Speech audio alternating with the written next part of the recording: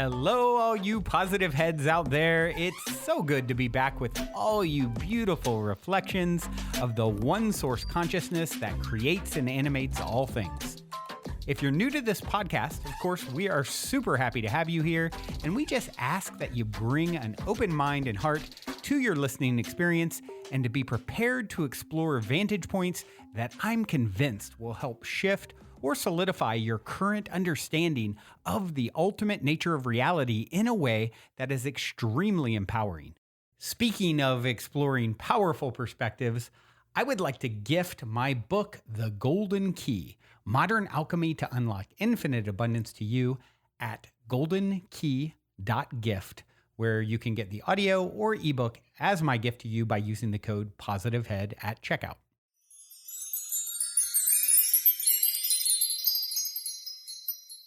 All right, all you positive heads. On this week's Soul Share episode, I'm very excited to have Stephanie James here with me on the show. Stephanie is host of the show The Spark, creator of the new documentary When Sparks Ignite, as well as the book title The Spark, Igniting Your Best Life. Hello, Stephanie. I am excited to spark up the show, my friend. Thank you, Brandon. So awesome to be here with you. Yes, indeed. Yes, indeed. So I'm going to go ahead and just jump right into my cliche opening question. And it is this: in 60 seconds or less. Oh, you know what? I have my cliche opener and my cliche closer. And my cliche closer is 60 seconds or less.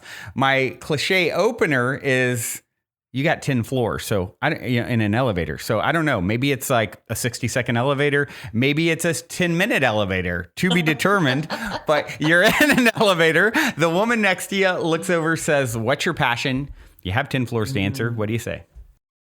My passion is definitely connecting with other people. And I would say really helping, truly, it's been the passion of my life, helping other people to heal. And I think there's nothing that gives me greater joy than, being witness to other people's healing. I've been a psychotherapist, 33 years. God, that dates me. Wow. And a trauma specialist for the last 15. So it's been just amazing doing that. And then about 15 years ago, when I started that, I got really clear that my message, or my deepest, if you will, mission was to bring as much love and healing to the world as possible. So, I've tried to do that through my books, through my films, through my podcast. And so that's what fires me up. Like, I love doing interviews. I love being on interviews. I love creating documentaries and retreats and events and working with my coaching clients. So all of that is what truly lights me up.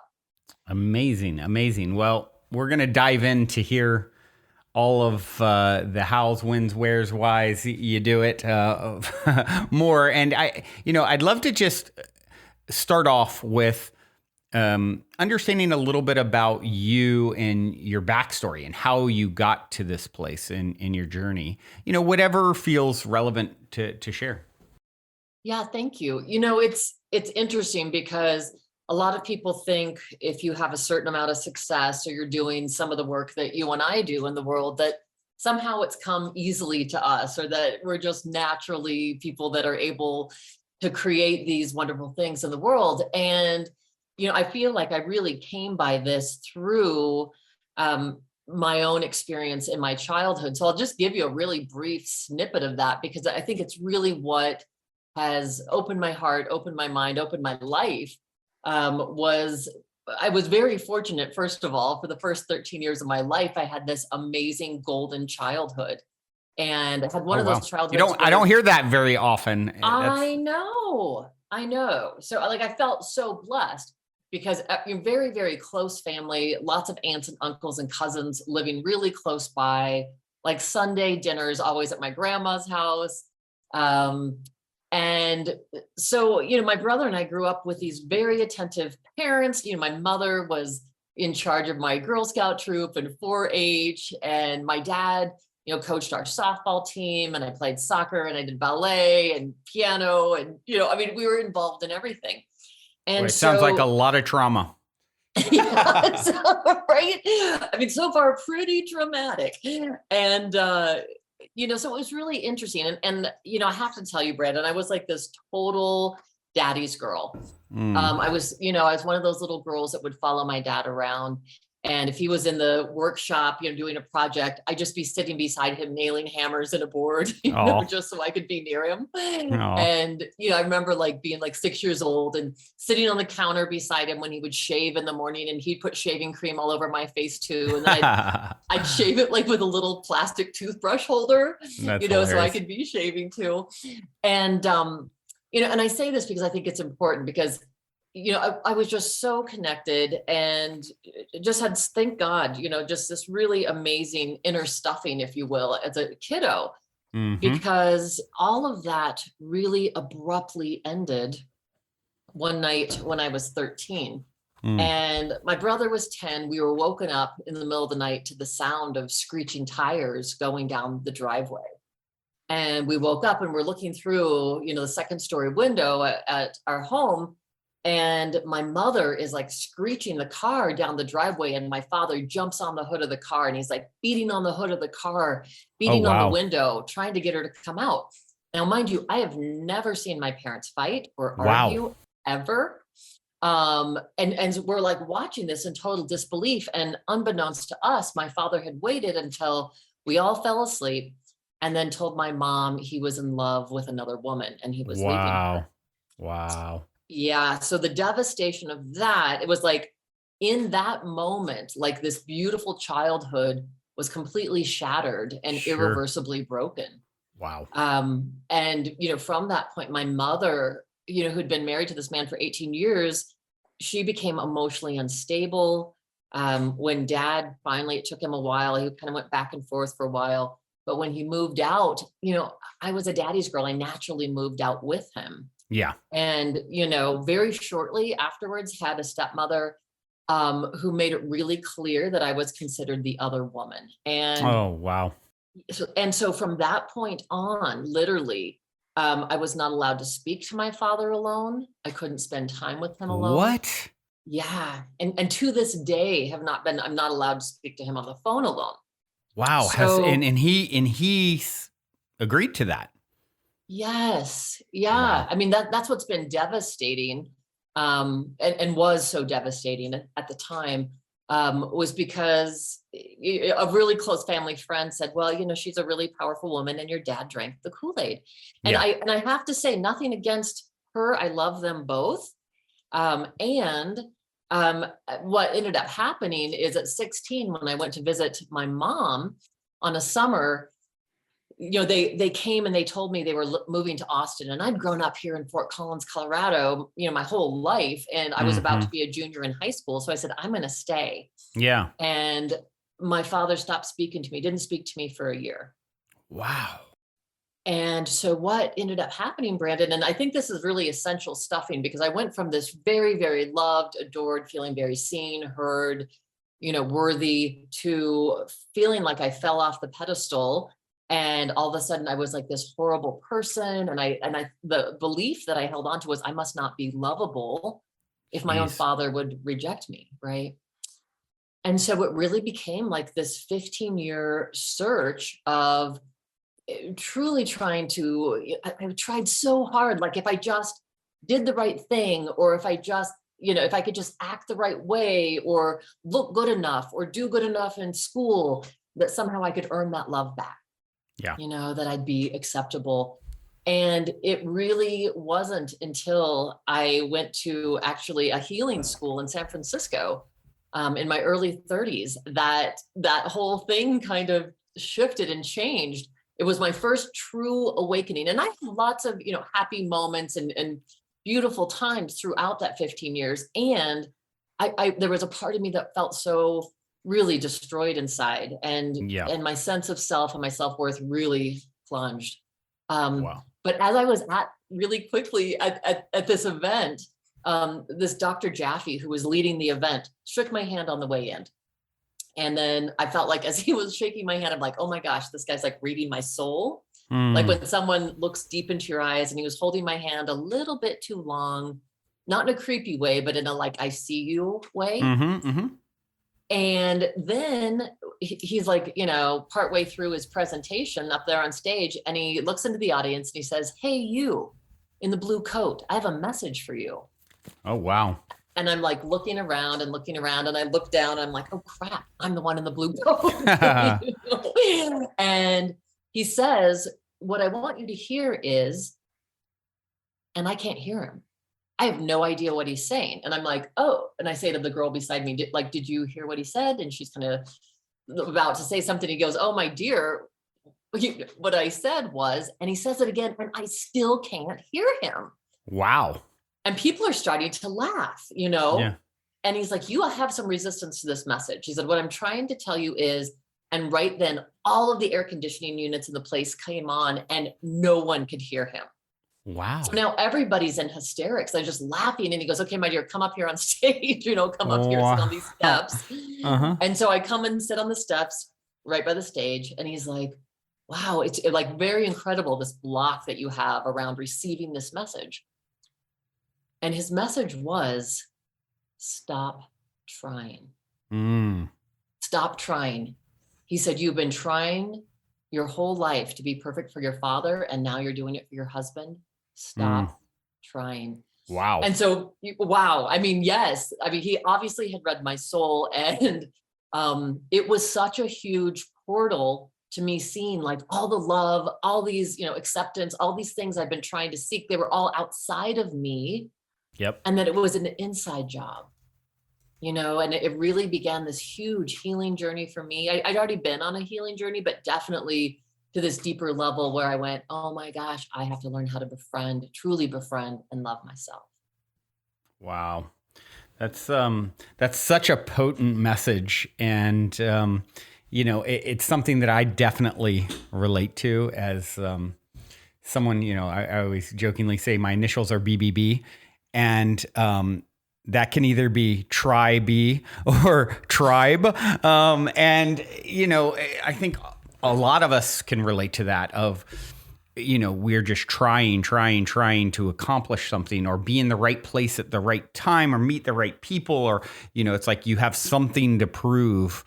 And it's really sort of tied to this wound of, displaying your worthiness, I think. Mm-hmm. And, I don't know if you get notes from the universe, but, or know of notes from the universe by Mike Dooley, but I actually just had one that popped in. It happens to be on my screen right now. And it's sort of speaking to this. It says, haven't you noticed, Brandon, the right people always find each other at the right time. Relax. The universe. Yeah. And then it's, Brandon, it's freaky. And it's just like, you don't need to, that's another way of saying, hey, you don't need to try so hard to make anything happen. And so I think I definitely can relate to you in this.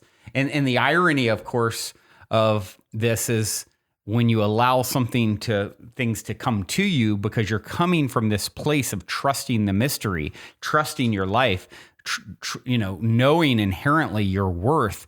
It's, there's nothing to go out there and prove. It's more like, okay, it'll become apparent what I need to do. I'll take action when I'm inspired to take action. I will, relax and just be when I don't know what I should, that is just as important as doing anything, just being and experiencing the perfection of the moment. So, very, very potent. Love that. Yeah, and I find exactly what you're saying to be true. And my life has been that way. Even before that, this series of learning how to trust life, really trusting serendipity and this inner GPS that we all have if we'll quiet ourselves enough to listen to it, this inner guidance. And I think what you just hit upon is so essential because it really is around learning how to be. Yeah. We always hear this, we're human beings, not human doings. And I think that's the hardest thing is to learn, like, how do we stop trying? How do we stop trying to make something happen and know, as Gabrielle Bernstein says, the universe does have our back. Mm-hmm. And it is true when we rest into that and trust that. I can't even begin to tell you the amazing miracles that have continued to show up in my life. And the more that I practice surrender, which has also been a huge teacher for me, the more serendipity, the more amazing miracles. Like I literally last summer kept a miracle journal because things at one point were happening like on a daily basis. Amazing. And I didn't want to miss it. Yeah.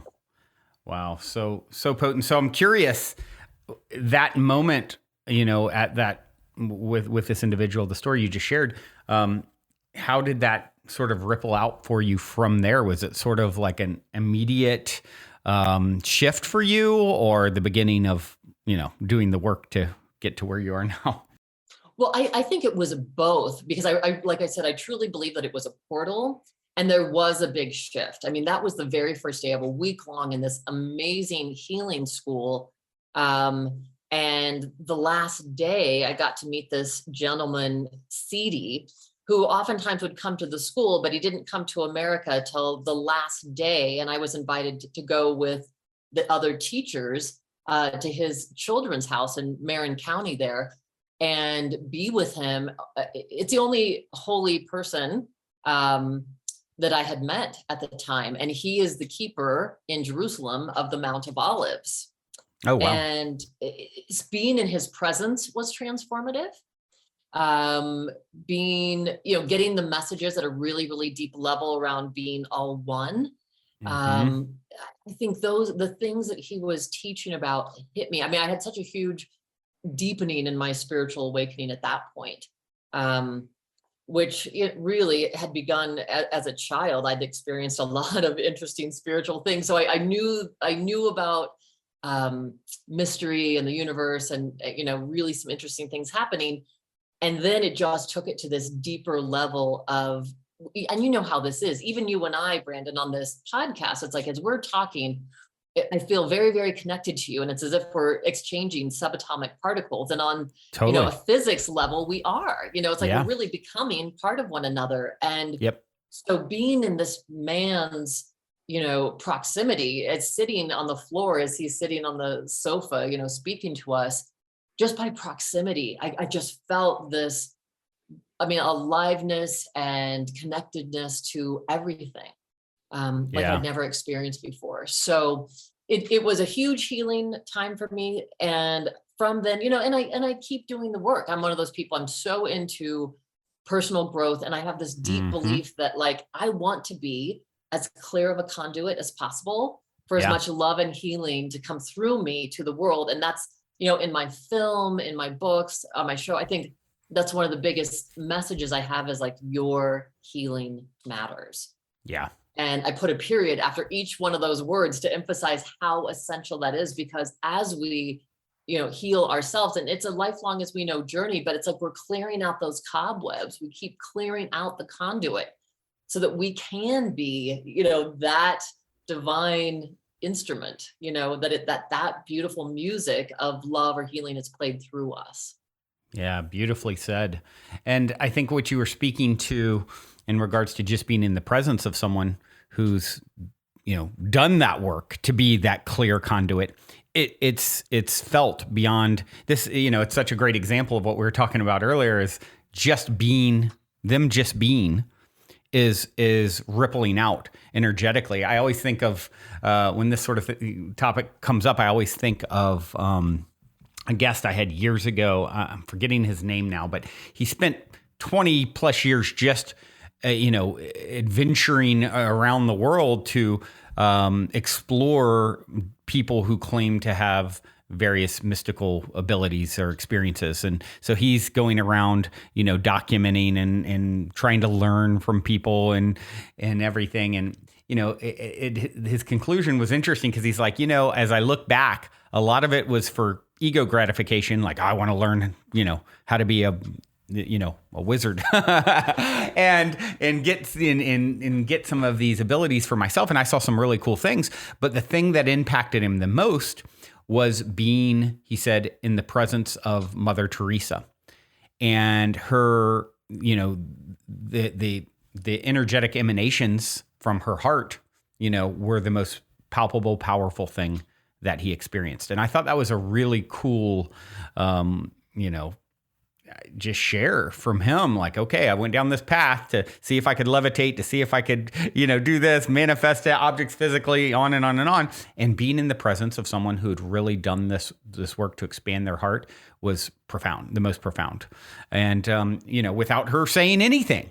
And so it's back to that, you can just by doing that inner work, your presence is going to shift things, around you. And of course, we hear of these sorts of things too. I remember, I can't remember, maybe it was Osho reading some of his work years and years ago, talking about the different types of people. You have Buddha consciousness, Christ consciousness. One person's path may be to use a lot of words. Another person's is just to be there, and to have this vibrational, emanation. And of course, it can be any combination thereof. But I think that's all really fascinating to ponder. Yeah, I love that. And, it reminds me of, it started during the pandemic, in working with my coaching clients, that I would teach them a meditation, which was literally about beingness. But it was really about grounding and really being within your body. And it's so simplistic, Brandon. And it's one of those things that brings that deep state of presence, where literally you're sitting on the floor with your legs straight out in front of you, your back against a couch or a wall.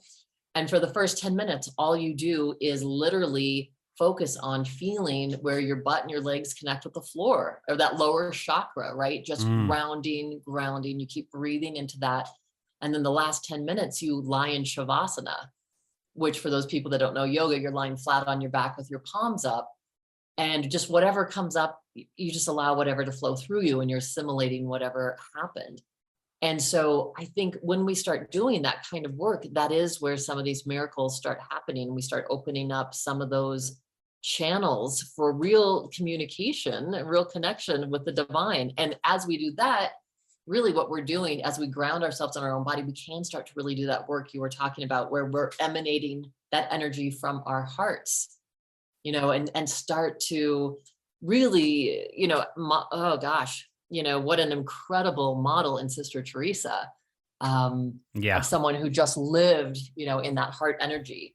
And so, I just share that as one of the ways that people can start doing that, and really start inhabiting their bodies and inhabiting a place of beingness, so that light can get through, and that love from their hearts can start doing exactly that, being those concentric circles that radiate out from them.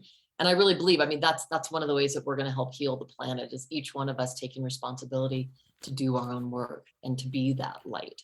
Absolutely.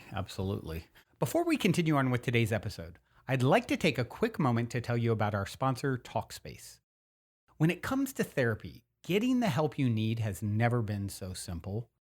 Talkspace is like having a therapist in your pocket, because you're able to access them from the comfort of your device via audio, video, or text 24/7.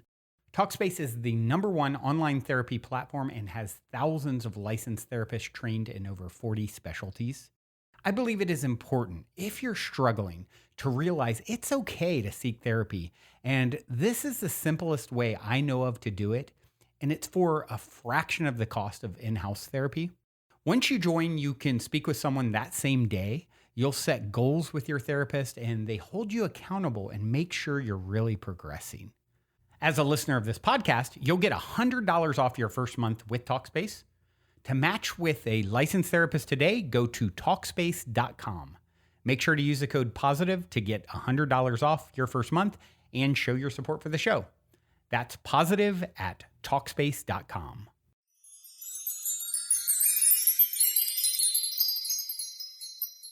Well, I'd love to hear a little bit about, you've got a new documentary, and I'd love to just hear, the inspiration, content, obviously people, how people can check it out, whatever you feel inspired to share.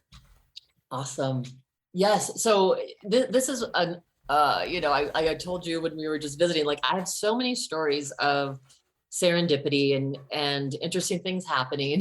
And it was probably, now it's been 3.5 years ago, after a meditation I got this download that, oh my gosh, I have some of the most brilliant minds and serving hearts on the planet on my show. Like, I know them, they've become some of my dear friends.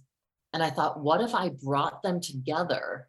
And instead of them coming on stage and doing a presentation for 45 minutes and leaving, what if these people that are international thought leaders and change makers, what if they came together and we had our own event first? So for 2 days, we did our own thing and filmed it, and then moved into doing it in front of a live audience. And so what was a miracle is literally, like, serendipitously, everyone showed up. And these people make tens of thousands of dollars for a 45-minute speech. They all came for free. They all were invested. You know, Larry Dossey, Stephanie Schwartz, Steve Behrman, who co-wrote Spontaneous Evolution with Bruce Lipton, he and his wife, George and Sedina Capinelli, who are television and film producers, have the PBS Ageless Living series, Solomon and Gabriella Masala, and Jacob Lieberman, who is just an amazing person who wrote the book Illuminated Life. I mean, these amazing, amazing thought leaders. And so they all came together. And so for those first 2 days, I interviewed them first individually. And then the second day, we sat around a round table, all 12 of us, and we called it Lights of the Round Table. And so I love that. The viewer gets to really be in on these intimate conversations. I mean, people were really showing up in their hearts and sharing. This is before, you know, pre-pandemic, but ironically, we're talking about what builds resiliency, you know, how to take the long view, you know, what truly is love and how do we heal, you know? So the conversations, and people are sharing their own intimate experiences that they don't share on stage, you know, that they don't share with other people. So the premise of the film really is, you know, the difficult and challenging things that we face can then become the match point that ignites something within us that becomes our gift to the world. And you see this happen through the film. As you know, I mean, we dance together, we meditate together, we had these amazing meals, and this beautiful alchemy was created between all the presenters. And then it was brought to the stage. And we had about 150 people in the audience, and all of the presenters stayed in the audience, really to give this message of, like, we're all the same height, you know, Right. we're all in this together. And that was so powerful. And what's been so cool is to be able to see some of the people that were there. And I know some of the people that were at that event, and here we are years later, and they're saying that event changed my life. Yeah. You know, so it's been such an incredible journey with that film, and it's available now. It's playing on Plex Network on the More You channel, and through August, starting now through August, every Friday, it's on 8:00 Pacific time, 9:00 Mountain Central time in the evening. And all you have to do is you can download Plex, it's free. And then you go to the More You channel and it will say watch live. There's a button on your screen and you just click on that and you will have it. When you just go to there right at the time, right at 8 or 9 o'clock, you'll have it. So yeah, such a joy to share it now with the world. And just, we were so blessed. Bruce Lipton just had us as our featured segment in his monthly newsletter. So that was such a cool shout out from him. Cool. Yeah. I love him. He's a funny guy. I remember having him on the show years ago, and sort of like his post when he shared about it was like, you know, just funny. He was just, what did he say? He was like, hey guys, come get some positive head. Like, you know, I'm like, Bruce, okay, all right. Oh my God, I love that. I had him on my show too. And there are times where I am just laughing so hard. And I said to him at one point in that interview, I said, well, yeah, I'm like, you know, the power is in the present moment. And he looks at me and he says, why, Stephanie, that's the nicest thing you've ever said to me. That's I mean, it's hilarious. just great. Yeah, he's awesome. So it's He's just really been fun definitely a to, sense of humor. yeah. And, so many of his friends are in the film. And so it's really cool that he's wanted to help bring it to more audiences as well. Yeah. Yeah. I would love to hear you speak about, I know in the documentary, you kind of, one of the themes is the challenges we face, can become the match point for what lights our inner sparks, as you say here from just looking at your little blurb on it. And so, can you speak to that? Because I know there's a lot of people out there listening who have had a lot of challenges. And I always say, if you've had a lot of challenges, congratulations. The greater one toils for their freedom, the greater the sense of freedom is attained. And of course, that sounds really fluffy and nice, maybe from my perspective. And they're thinking, yeah, when you're in the trenches, it's sucks. So, so I'd love to just hear, kind of some of your thoughts on, realizing our challenges, our blessings, and how we can sort of make that shift.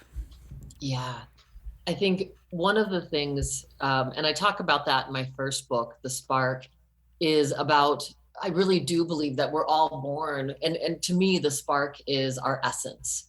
So it's something that, water can't wet it, wind can't blow it out. Oftentimes it can feel like it's covered up, though, with situations and circumstances in our lives.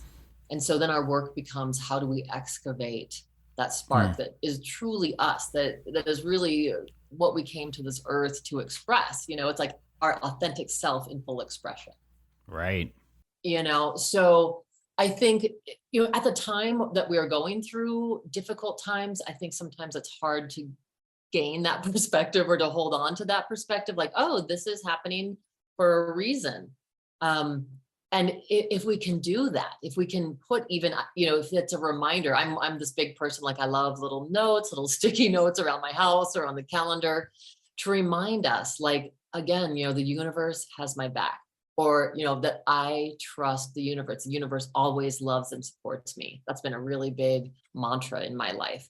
And so I think that one of the things that's going to help us to get to that point where we're aware of what the gifts are is actually not by not feeling what's happening. It's actually by going in deeper to what we're experiencing and not trying to distract ourselves and not trying to pretend like, this doesn't hurt. Or the other thing we can do is we can, make it even more intense. We can exacerbate things when we're like, I'm anxious that I'm feeling anxious, or I'm mad that I'm mad, or I'm feeling depressed that I'm not happier. Do you know what I mean? We start multiplying the experience. And so for me, I think one of the things that will help us to gain wisdom is to experience whatever shows up. I think about that Rumi poem, The Guest House, and that's what he speaks of, is that it's, whatever shows up at our door, to welcome it in, he says, laughing, knowing that each thing that shows up, whether it's malice or a depression or a meanness that comes, each has been sent as a guide from beyond. Right. And so I think if we can start breathing through, and here's the thing, when we have those intense emotions come up, what we have to do is cut off the story. The story is what keeps perpetuating it, or the worry of like the what if game. Well, none of that's happening now. All of that is in the future. If we're ruminating in the past, none of that's happening. So if we can bring ourselves truly to the present moment and breathe into just the physical sensations, it's just energy. It's just energy moving through us. And one of the things I really invite people to do that I think is helpful is if we can also not say, I am anxious or I am sad. We're defining ourselves by those things, but I am experiencing sadness, or I'm experiencing, anger or whatever that is. What we do then is we're objectifying a little bit, where it's like, yeah, this is an experience, and like a cloud in the sky, it's going to appear for a while and then it's going to dissipate. And so I think we can really do that. And if I've got an exercise that I won't get too deep into, but I think the ending of it is what can be really, really helpful for people is once you kind of say, oh, I've got that tension in my chest, you might define the size of it, you might give it a color, a shape, a texture. You might even give it a sound that it would make if it was making a sound. And then to imagine that like this divine light, this healing light, no matter what color healing, symbolizes to you. And it can be your higher power, it can be the universe, it can be nature, whatever that is to you. But imagine this, never ending light. And the more of it that you use, the more that's available to you. And it's coming through and it goes right into that place. So it surrounds, permeates, penetrates, goes in, around, and through that space. And you just notice what happens without the expectation of anything having to happen. Yeah. And, my experience with my clients has been, it dissipates, it goes away. And again, it's not ignoring it, but it's also not embellishing it or enhancing it through telling ourselves a story of what it means or what it has to be. Yeah. So I think as we start doing that, we actually move through emotions and difficult times more quickly. And we're able to start saying, okay, now that I'm not in fight or flight mode, and I've got my mind to say, okay, and truly, even when we're in the moment, if we do some like 4 square breathing, and we're taking, deep breaths and holding and then releasing and then holding to the count of 4, we can start getting our parasympathetic nervous system on board. So we're not in fight or flight. And at that point, we can start saying, okay, I'm just going to be open to listen. What is the deeper message? What is the deeper learning here? And again, I think that answer doesn't come from our heads, Brandon. It like is spoken to us. It comes through into our hearts. Yeah, I think I love everything that you just said. And it's this, if you can stop telling a story, that's really, the root of a lot of the problems and challenges with processing challenging energies is the story that keeps it lingering. If I come up and smack your face, and you say, now you tell a story, Brandon abused me. He, and you could go on and on about the circumstances, and we were at the park and I said this nice thing and he didn't take it right. And then he smacked me and abused me. And, that's a big story around it versus, I was, a hand hit my face and it stung, it's like, if you can almost get like, think of the universe, even us having this conversation, literally a violent explosion happened billions of years ago that is still playing itself out. And in this moment, we're having this conversation. It's almost like if I drop the ball, it's going to fall to the ground. There are things that happen, and we can tie a big story to it, or make it very impersonal. In which case, it takes a lot of that charge out of it, and it's one thing I try and think of, and messages that, a message that's come through to me before about, challenges in sort of I think back to like an experience where someone was having like a channeling experience, messages coming through to me. And it was like, just remember, it's just energy moving. It's just what the things that come that are challenging. It's just energy that needs to be processed and moved.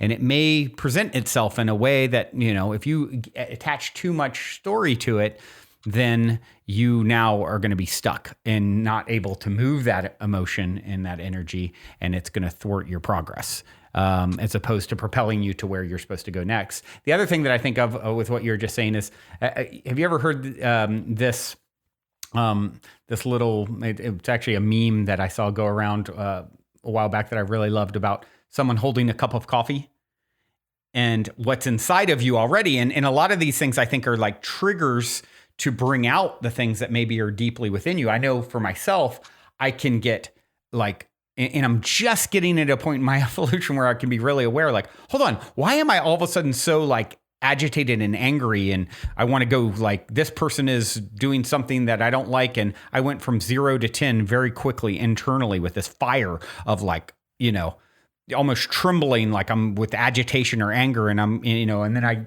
would in the past, confront them about it. And if it wasn't the exact right response, it's like, boom, it all just spills over but what is that? Is it because they did something, or is it something that's already in me? And so I'm going to read this thing. It says, whoever put this together, unknown, but it's great. It says, you're holding a cup of coffee when someone comes along and bumps into you or shakes your arm, making you spill your coffee everywhere. Why did you spill the coffee? Because someone bumped into me. Wrong answer. You spilled the coffee because there was coffee in your cup. Had there been tea in the cup, you would have spilled tea. Whatever is inside the cup is what we will spill out. Therefore, when life comes along and shakes you, which will happen, whatever is inside you will come out. It's easy to fake it until you get rattled. So we have to ask ourselves, what's in my cup? When life gets tough, what spills over? Joy, gratefulness, peace, and humility? Anger, bitterness, harsh words, and reactions? Life provides the cup. You choose how to fill it. Today, let's work towards filling our cups with gratitude, forgiveness, joy, words of affirmation, and kindness, gentleness, and love for others. Isn't that great? Wow. Oh my God. I love that. I love that so much. And I resonate with that so much because I feel like that's one of the things that I talk with people a lot about is that, especially when we're in relationship, love brings up anything unlike itself for the purpose of being healed. So that means it brings up anything that doesn't feel like love, the unhealed parts of ourselves. As we feel safer actually in relationship, we all of a sudden give rise to this room where those unhealed parts of ourselves will come up. And also what is unhealed within us is exactly what you're saying. That is the coffee in the cup. That is what is going to be triggered. And I have to tell you, because when my partner first said this to me, I got so ticked at him, but I really got it. And it was when something negative had happened a couple of years ago. And he said, "Oh, what a blessing." And I was like, "Oh yeah," really? But the truth was it's really become like a mantra for me, because even though we might have that original hit of like, "Oh my God, I'm so pissed that this happened," we can reflect and go, wow, there's a blessing in this, because whatever got triggered, it's ready to come up and be healed.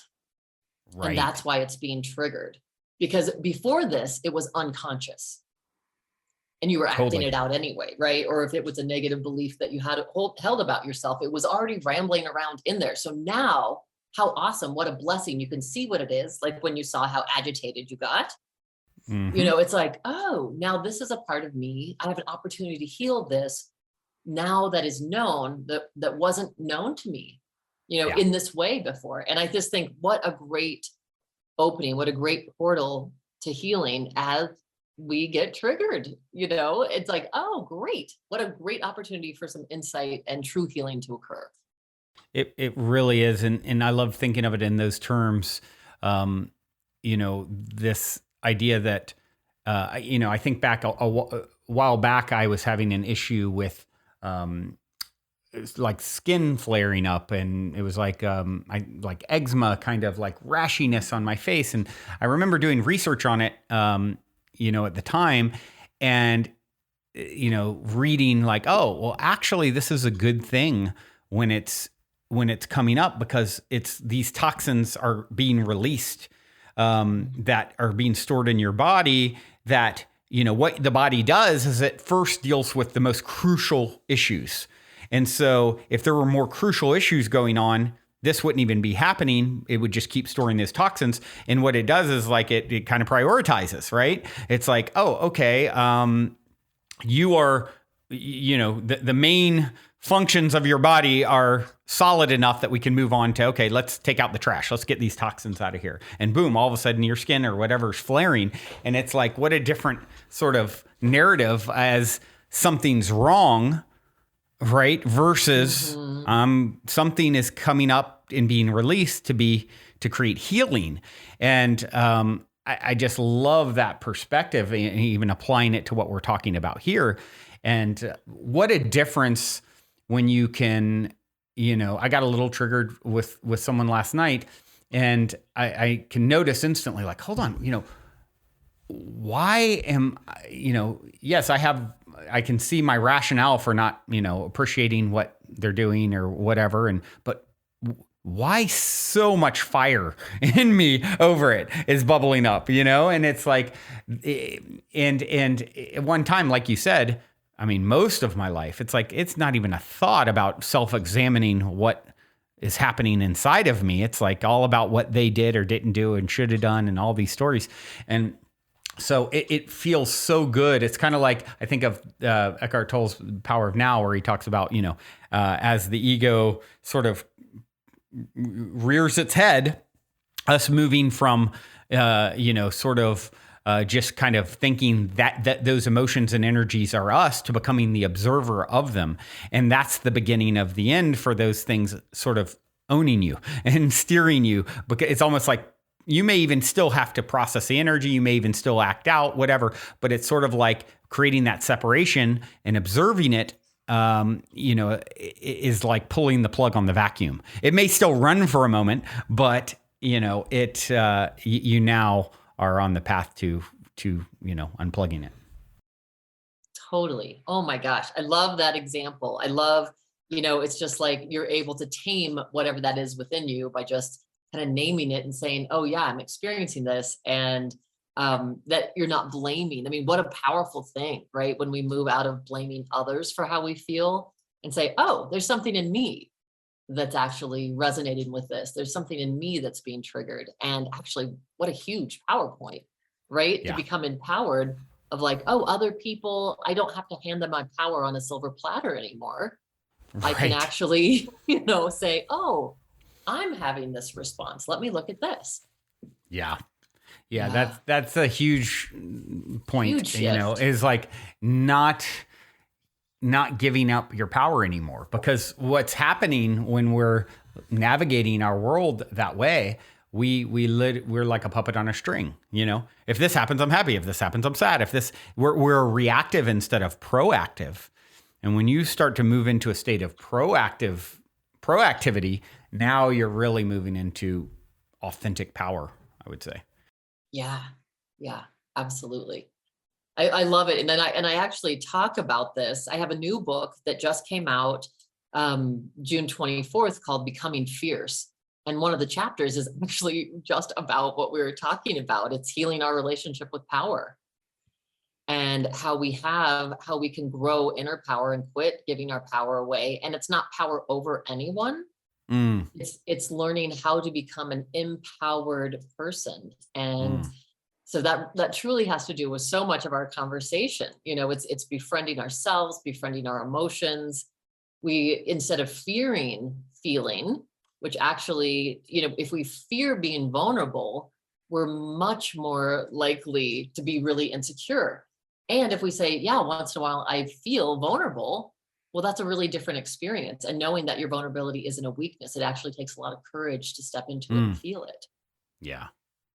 Yeah. So, I think, wow, amazing. Yeah. I think vulnerability is a superpower, and being able to be vulnerable, it really creates connection with people, as opposed to, this, we see so much of the Instagram world of, let me show the highlight reel and probably going to, let me put some filters on there and let me really in of course, for a lot of people, there's, it's a lot of talk about how for people, it's really led to a lot of depression for people and things like that, separation, not feeling worthy. And of course, it's bringing up things that people need to work on. It's all in divine order.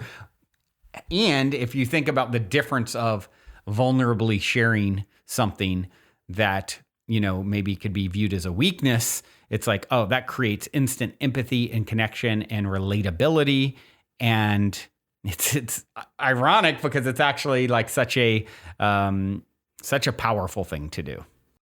It is. And I really agree. I feel like when I have done Facebook or Instagram posts where, and it's not that we, share everything negative that's happening in all of our lives, but when I have been vulnerable and shared, like I'm really struggling with something, or I did one post where I showed up in the morning, no makeup, no filter, nothing, because I was like, I think sometimes it's just important we can just be our authentic selves, however we are in the moment. And I Yeah. mean, I just got so many comments and so many people responding to that. Because I think we hunger for that right now, for authenticity in our Yeah. world. And so, if we're able to do that, if we're able to start really tapping in and then showing up as our authentic selves, wow, what a force to be reckoned with, number one. But also, I think, wow, what a blessing to model that for other people and to give them permission to be more who they truly are and full Yeah. expression of themselves, in the world. Absolutely. Absolutely. That's a big point.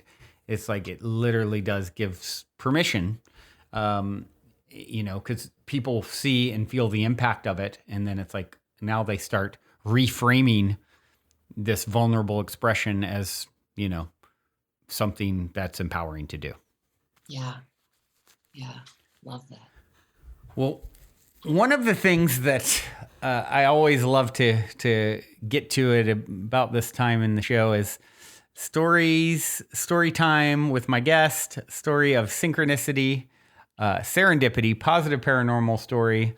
Would love to hear if you have anything fun up your sleeve to share. Well, I do. Gosh, like I said, there's so many that it's really hard for me to choose. Well, you can have more than one too.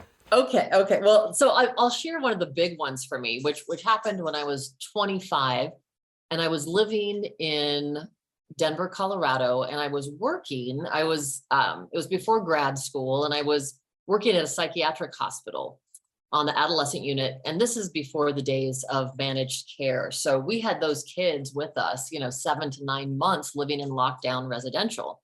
Wow. And I was the only person that was not mastered level at the time on the therapy staff. And so it was really a big honor for me. And I really loved my job and I loved the women I worked with. And so I'm not one of those people that remembers a lot of dates, but I do remember this one because we had all been up. My aunt owned a home in Eagle Vale, Colorado.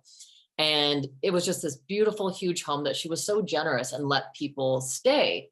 If it was available, you just, would sign up and we could go. So we had gone up there. I had gone up there with 13 friends. There was 14 Wow. of us. It sleeps 14 people comfortably. And we were up there just having the best time, skiing and going down the mountain. And the last night we were there, so this is January 13th. This is why it's so weird to remember this, but I really do. We get ready to go to bed, and I was sharing a room with my girlfriend, Elle, and she says to me, as we're getting to go to bed, "What's wrong?" And I just start crying. And she's like, "Why in the world are you crying?" And I said, "I don't know. I'm just getting this hit that I need to move back to Fort Collins, which is an hour north of Denver." And she's like, "Why? Why would you want to leave? Like, you have all these friends. You've got this really successful career. Here you are, the only person on the therapy staff that's, doesn't have a master's degree. And here we all are having this really big time." I said, "I don't know, but it is the strongest feeling. Like, it is so strong." Wow. And so I woke up the next morning and I called my mom, who lived in Fort Collins. I said, "Mom, I don't know what's going on, but I need to move home. I just need to move." And my lease was going to be up February 1st. And I said, "I can just let go of my lease. I won't sign another lease. I can go in tomorrow morning," which was going to be Monday, "give them my 2 weeks notice and I'm going to come home." Wow. And she said, she goes, "Wow, that is wild, because we also, they owned another home, and they said, the gentleman who's renting the home isn't going to renew his lease. So it's available February 1st. So you can just move into that place." Wow. And so I was like, "Great, this is awesome." So I go home, so I go back to work the next day, give my 2 weeks notice. And I was a single mom at the time. So I move home and got a job really quickly within just a few days. And 3 weeks to the day that I moved home, the adolescent unit closed and all of my girlfriends were laid off work. And it was never reopened. And being a single mom, I would have signed a new lease. I wouldn't have been able to pay for it. I don't know what I would have done. Wow. And instead, I was settled in a new job. I was totally secure. And, what had happened is it made the front page of the Rocky Mountain newspaper. It said psychiatric abuse is charged. And we actually had scouts at the time that were going around the nation getting kids to come into treatment, getting kids' parents to allow them to come to treatment. And then that scout would receive a $5,000 kickback, which we know is illegal. Wow. And so it was like this huge scandal, and the adolescent unit closed. So yeah, that was just a powerful, powerful serendipity in my life. Yeah.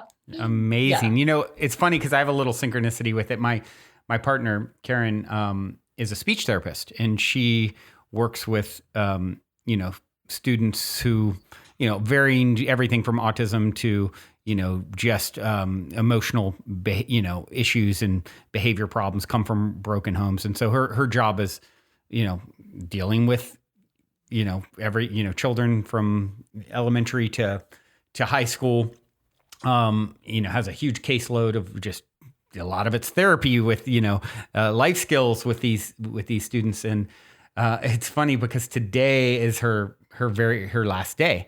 And she, it's like, after 10 years of school, and she started a little over, about a year ago. And it was a big, big decision for her, very intuitive, like to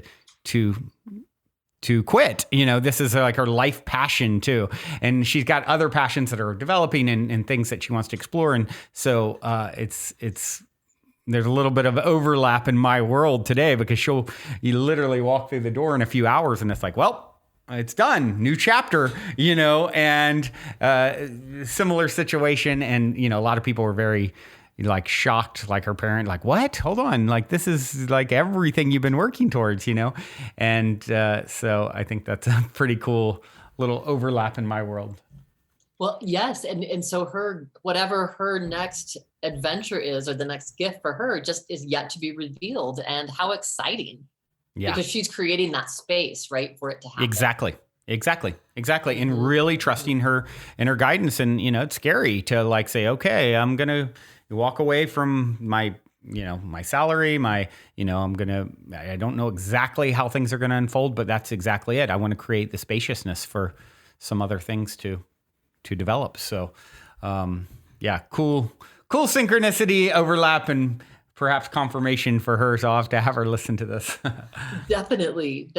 Well, and I just have to share really quickly with you, Brandon, like the latest kind of set of serendipity and synchronicity has been, the day that my new book came out, which was June 24th, was also the day the film came out, which was also the day that we were up in Estes Park filming a new 7-part series for Plex Network called Becoming Fierce. And it was a women's empowerment retreat.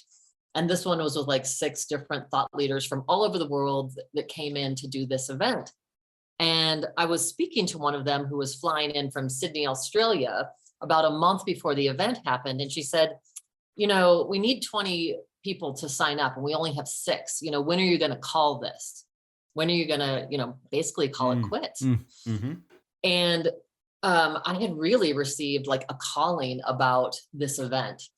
And just kind of as my books have come through and all these other things have happened, I said, I have already felt this. I have seen this event happening. Anna Dara, that has the Film Nest studio, that her crew was coming to film this. She and I had just been on a conversation and we literally could visualize the shots. It was all so real. I said, I just know that this is a divine calling. I know this is supposed to happen. And the next day, 6 more people registered. Oh, wow. It was kind of like this message from the universe, like, yep, you're on track. It is going to happen. Yeah. And it did, That's a great example of, one of the keys in my book that I released a little over a year ago. The Golden Key has 8 keys in it. And is trust the mystery. And that's exactly what you're doing there. And of course, it steps right up as soon as you demonstrate that. Yeah. And so it is just like your partner. It's like when she surrendered to like that, whatever that calling is for her, now the opportunity is there. Now she's in the field of unlimited possibilities. Yeah, exactly. It makes me think of Osho again, I think he said something kind of paraphrasing. He's like, certainty is death. Not knowing is where all the possibility and magic can come in. And a lot of times we're so quick to just like narrow down our possibilities with like, okay, I'm gonna choose this, done. Okay, I'll ride this out for the rest of my life. And it's like creating that spaciousness, I believe, is so important. And it does require some level of trust. And I think if you can tap into what is my intention with creating this spaciousness, it's another thing that I talk about in the book is like, I believe, especially as our planet continues to expand and evolve, more important than ever is if you want to know the outcome of whatever it is you're doing, look at the intention going in. And that will be reflected. And if your intention is to be more fulfilled, alive, of greater service, et cetera, you can relax into, I feel like you can really relax into the choice, regardless of what, the outcome appears to be in any span of time, right? And so, I think that's just such a powerful way to navigate our reality. Yeah, I mean, you gave me the chills when you were saying that, because I think that that's really true, that when we're in alignment with that higher purpose and our higher calling, that serendipity does show up and the way is made available to us. And those miracles just start happening. And, I would say to the listeners too, one of the ways that we can get out of our own way to allow that beautiful alchemy to happen is that we have to realize, number one, that we have these brains that are hardwired and we have this natural negativity bias that's always scanning the environment for a threat. And Right. so our brain really does love predictability. It loves routine. And that's why we can go into some anxiety when we don't know what the future is going to look like. Yeah. So literally, it's getting yourself back on board. And it's so simplistic. We make things so difficult. But to really do something that's grounding, whether it's breath work, whether it's, it can be 5 minutes of mindfulness meditation, and you bring your parasympathetic nervous system back on board, and then you can tap in again to that field that you were just talking about, these unlimited possibilities. And so to really let people know that even if you start feeling anxious, it's okay. Like to tell your brain, like, okay, I know why you're doing this. You're doing this to protect me. I appreciate it. Thank you. Thank you for that. And I got this. Yeah. I got this. Yeah. Chogyam Trungpa said, I love this quote. The bad news is you're falling through the air. Nothing to hang on to. No parachute. The good news is there's no ground. I got chill on that too. I love that. So good. So good. Well, this has been so good.